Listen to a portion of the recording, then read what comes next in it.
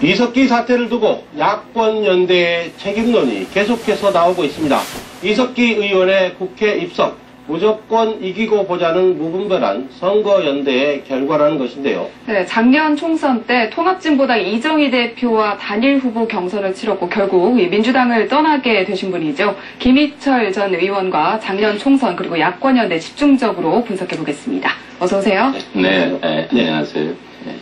야권연대 이런 얘기가 나오면 가슴속에 묻어두신 말들이 굉장히 많을 것으로 생각이 됩니다. 예, 네, 직접적인 피해 당사자이시기도 하니까. 예. 근데 지난 총선에서, 작년 총선에서 야권연대에 어떤 문제점들이 있었습니까? 이게 정치의 근간은 저는 연대연합이라고 생각합니다. 네. 이 공동선의 목적을 위해서 네.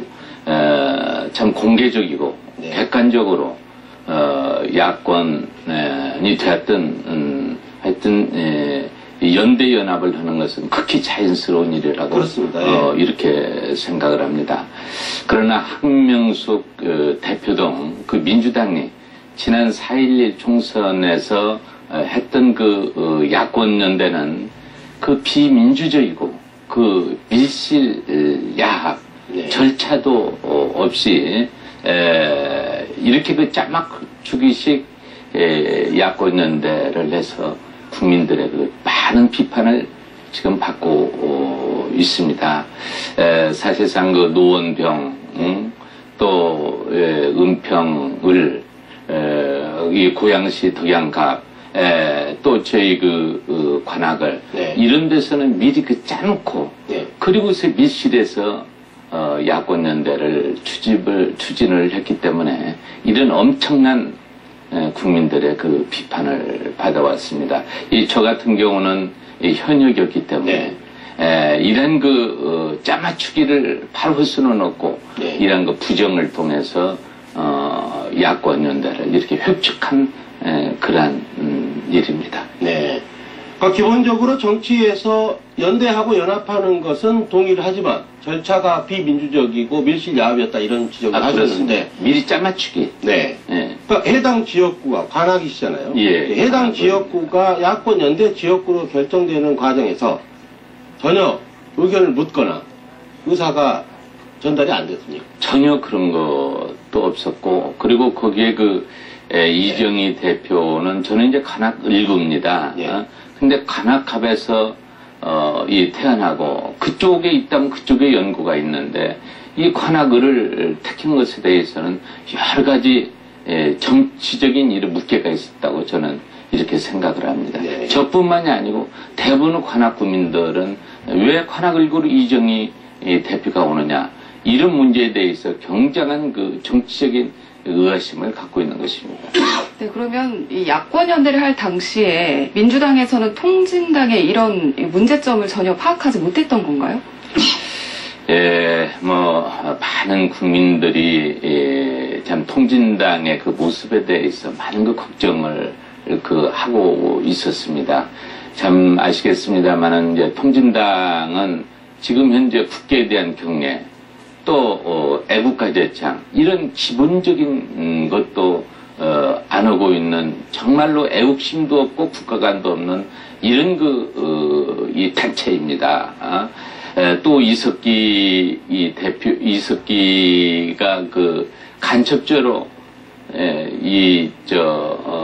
복역을 이렇게 한 것도 있고 하는데 네. 이러한 것을 민주당에서 모를 리가 없습니다. 만약에 몰랐다면은 이것은 바로 자질 문제죠. 목적이 달랐을 가능성도 있지 않을까요? 야권연대. 그러니까 네. 야권연대는 이제 비민주적으로 이렇게 해왔고 또 여기에서는 그 짜맞추기를 이렇게 미리 다 해왔기 때문에 네. 그 속에서 이제 이러한 부정이 일어나고 이러한 국민들의 참 여러 가지 걱정을 자아내고 있었던 것입니다. 네. 어쨌든 이제 해당 지역구가 야권 연대 지역구로 결정이 되고 이정희 통합진보당 대표하고 이제 경쟁을 하셨는데 당시에 이정희 대표를 향해서 국회의원 병에 걸렸다 이런 얘기를 하셨어요. 네. 지켜보신 이정희 대표 어떤 인물입니까? 이정희 대표는 저는 저와는 뭐 깊은 뭐 특별한 관계는 없습니다만은 이제 국회에서 이 대법관 인사청문회에서도 같이 했고 네. 특히 이 용산 참사에서 그 어려움을 같이 했습니다. 네. 참 책임자 처벌 문제, 진상 규명, 또 유가족 문제 등 지금도 이 용산 사태가 이제 진행이 되고 있습니다만은 이러한 문제를 이렇게 같이 했었는데 야권 연대 단일 후보 결정 과정에서 여론조사 조작을 했습니다. 네. 참관인을 조작을 하고 ARS를 조작하고 또 대표 전날을 190대나 이렇게 설치해서 여기서 이렇게 엄청난 조직적인 이런 조작을 해가지고 거기에서 보좌관 등 이 4명이 구속이 되고 또 41명의 그 간부들이 전부 불기소되었습니다. 45명이나 이 구속이 되고 불구속 이렇게 되었는데 이정희 대표는 무혐의 처분을 받았습니다. 그러면 이 보좌관이나 밑에 그 통진당 간부가 45명이면 거의 전체 아닙니까? 전체가 이렇게 되어 있는데 이것을 갖다가 무혐의 처분을 받은 것은 그건 바로 묵비권 행사를 했기 때문입니다. 묵비권 행사를 쭉 해왔기 때문에 언론에서 하고 있는 이석기 의원도 지금 계속해서 묵비권 행사를 하고 있는 이게 통진당의 아주 병폐입니다. 이게 법적으로 보완을 해야 됩니다. 이게 묵비권 행사를 하다가 여기서 근거가 없으니까 무혐의 처분을 하고 이런 것이 어디가 있습니까 이게. 여기서 저도 국회의원을 해서 보좌관을 데리고 있었고 당의 간부들도 같이 하고 했습니다만 이 국회의원이 모르는 보좌관이 어떻게 이렇게 엄청난 조직적인 일을 합니까? 이건 말도 안 되는 소리예요 이게요.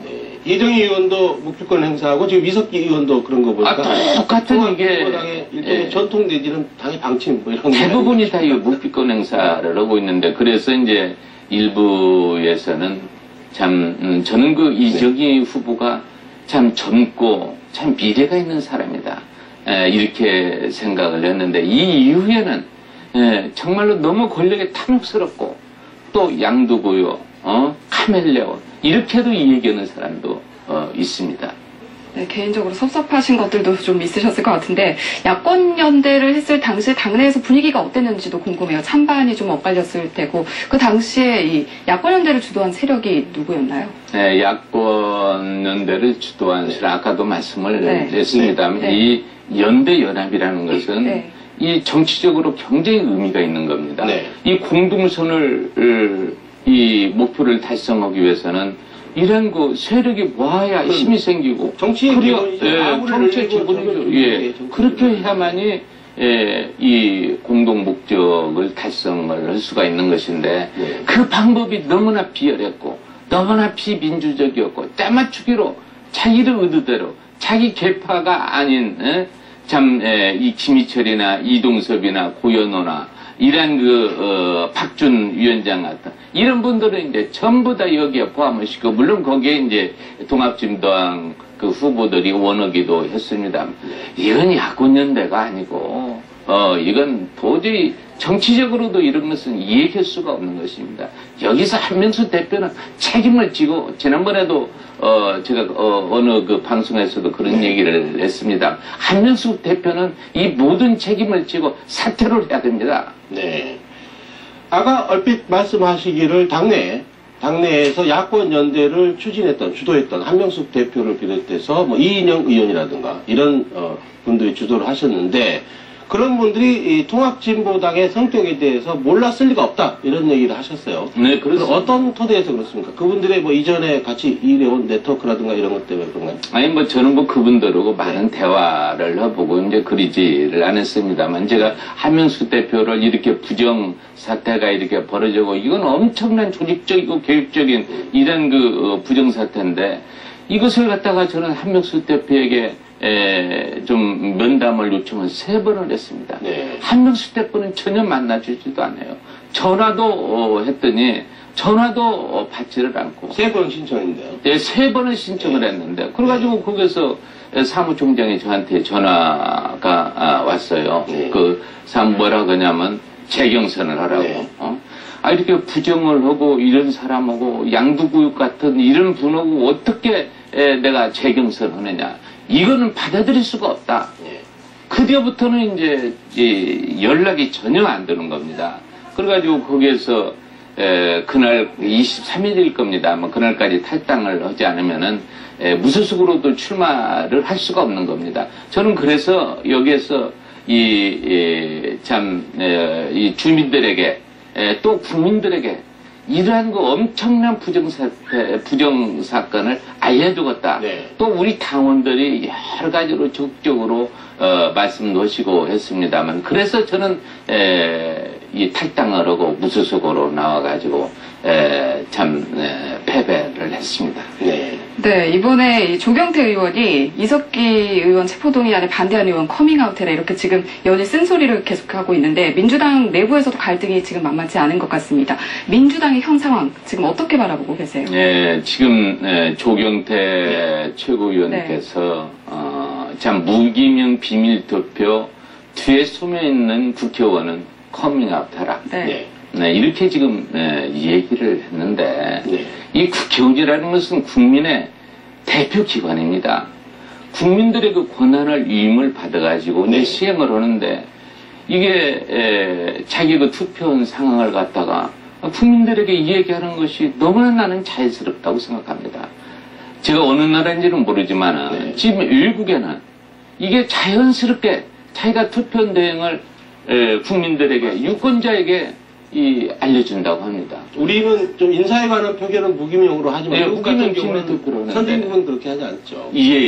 그래서 이와 같은 것을 그 몇몇 의원들이 아마 비난을 하고 이렇게 하는 모양인데, 지금 민주당이 종북 문제에 관해서 여러 가지 국민들의 이 걱정을 받고 있지 않습니까? 네. 이러한 시기에 그 31명이 반대를 하고 기권을 하고 무효를 했던 이 31명의 그 의원들을 자꾸 거론하는 것은 민주당이 정말로 옹색해가는 겁니다. 그렇기 때문에 여기서 조경태 최고위원 얼마나 열심히 합니까? 저는 그분의 그 한마디 한마디가 정말 이 나라를 새로 좌표를 이렇게 만들어주고 정말로 참 유능한 정치인이라고 생각합니다. 그런 분들을 너무 비난하지 마십시오. 네, 조경태 의원이 이런 얘기도 했습니다. 민주당 내에 이번에 종북 좌파 세력이 있다면 속아내야 한다 이런 이야기도 했는데 민주당에서 활동을 하셨었으니까요. 네. 종북 좌파 세력이 있을 가능성 조심스러운 질문이기도 한데요. 네, 이제 그런 가능성도 지난 4.12 총선을 보면 그런 가능성도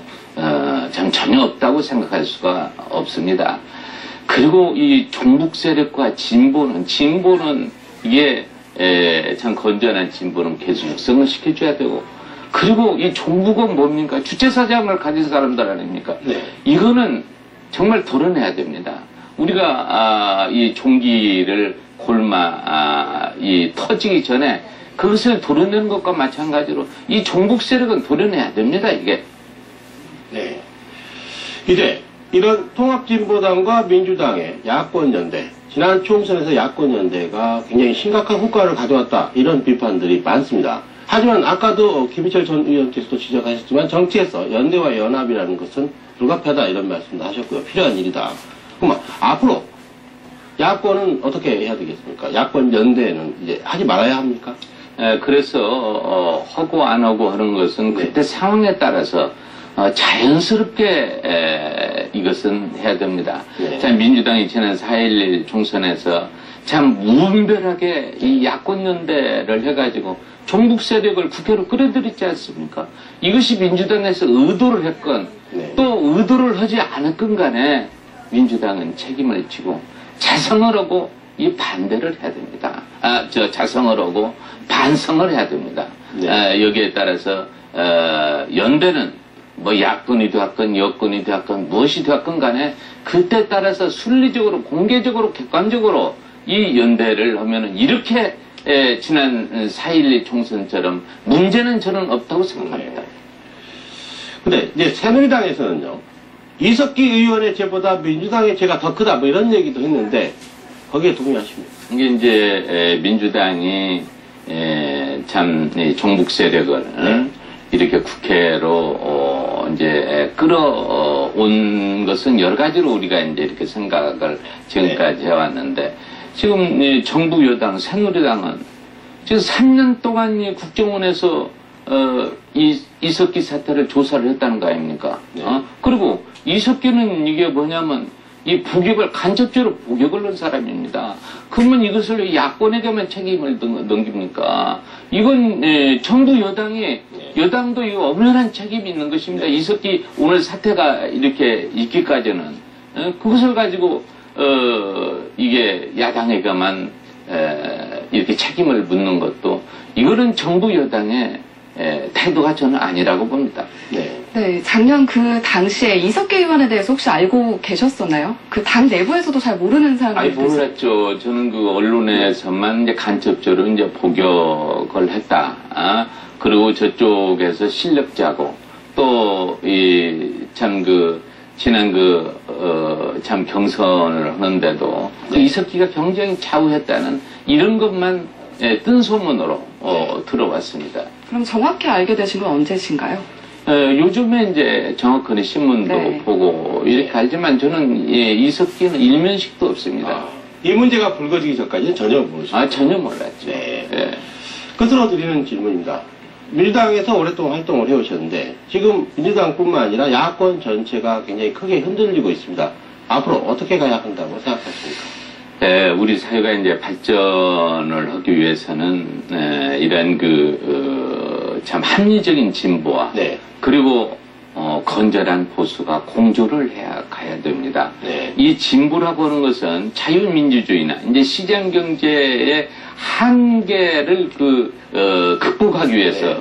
이런 하나의 변화의 이 면모를 이렇게 갖춰 나가는 것이 바로 진보입니다. 진보의 가치라고 하는 것은 이런 자유와 평등, 사회적인 이런 정의, 네. 사회적인 하나의 이런 공정성, 공정한 사회와 이 경제적으로나 사회적으로 약한 네. 이런 약자들을 보호하고 도와주는 것이 바로 저는 진보라고 생각합니다. 네. 북측에서는 지금 김일성, 김정일, 김정은 완전한 유일체제를 가지고 권력, 경제력, 군사력도 완전히 독점하고 있지 않습니까? 네. 이것을 추종하는 세력이 종북입니다. 이정희 대표는 거기에 대해서 3대 세습에 대해서 얘기하는 건 내정 간섭이라고 했었죠. 예, 그거는 이제 완전히 이게 종북, 네. 그러니까 이와 같은 것은 바로 그 종북 세력과 진보는 이 다른 것입니다. 이제 민주당이 지금까지 야권 연대를 통합진보당으로도 하고 진보 세력하고도 야권 이 연대 연합을 이렇게 쭉 해오는 과정에서 진보의 목소리도 있고 네. 또 역시 반국가적이고 그리고 사회를 혼란시키는 이런 목적이 있었기 때문에 진보가 종북이다라고 이렇게 오해를 이렇게 사고 있습니다. 네. 우리나라는 참 해방된 이후에 이 종북 세력이 참 독버섯처럼 네. 그리고 들불처럼 우리 사회에 이렇게 침투를 해왔습니다. 그 당시만 하더라도 이 진보가 숙주였고 그리고 종북 세력이 하나의 기생이었습니다. 네. 그러나 지금은 이 종북이 워낙 정치적으로도 이렇게 영향이 커가지고 오히려 지금 현재 이 종북 세력이 숙주가 되고 이게 진보는 겨우 유지되는 이런 상태입니다. 우리나라가 민주당이 발전하기 위해서는 정말로 건전한 진보, 건강한 진보는 계속 육성을 시켜주고 네. 그 다음에 이런 종북 세력들은 척결을 하지 않으면 우리나라 미래가 없습니다. 어떻게 보면 위험한 사태까지도 돌발을 낼지도 모릅니다. 네. 네. 진정한 진보 그리고 합리적 보수가 서로 건설적인 대화를 나누는 그런 구도로 정치권이 재편돼야 된다. 그런 얘기로 네, 그렇습니다. 네, 지금까지 김희철 전 의원과 얘기 나눠봤습니다. 오늘 말씀 고맙습니다. 네, 알겠습니다.